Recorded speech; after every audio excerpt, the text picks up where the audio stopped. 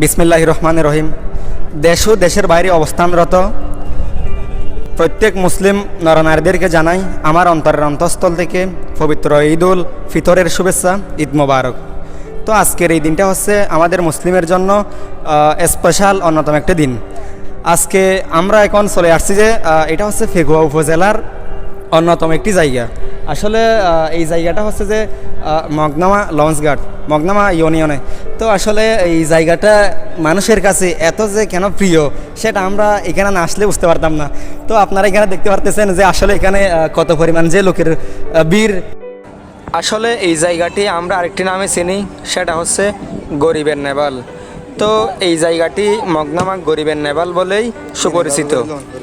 পাশাপাশি আমি এইখানে আরেকটি কথা তুলে ধরতেছি, সেটা হচ্ছে আমাদের কক্সবাজার জেলায় ফেকুয়া উপজেলায় মগনামা ইউনিয়নের প্রথম সাবমেরিন ঘাটটি স্থাপনের মাধ্যমে দেশের সামরিক ইতিহাসে এক গৌরবময় অধ্যায়ের সূচনা হয়েছে।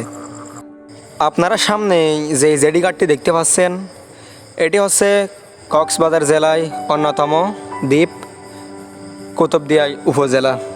তো আসলে এই কুতুবদিয়ার মানুষগুলা আমাদের এই মগনামার এদিক দিয়েই কিন্তু ওরা চলাচল করে।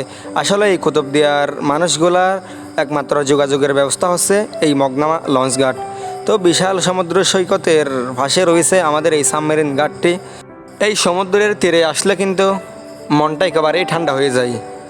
মহান আল্লাহর সৃষ্টি কতই না সৌন্দর্য, দেখুন কত সুন্দর ভিউর সাথে রয়েছে বিশাল সমুদ্র সৈকত, শেষ বিকেলের ডুবন্ত সূর্য। তো বন্ধুরা, ভালো থাকবেন, সুস্থ থাকবেন, আল্লাহ হাফেজ, আসসালামু আলাইকুম, ঈদ মোবারক।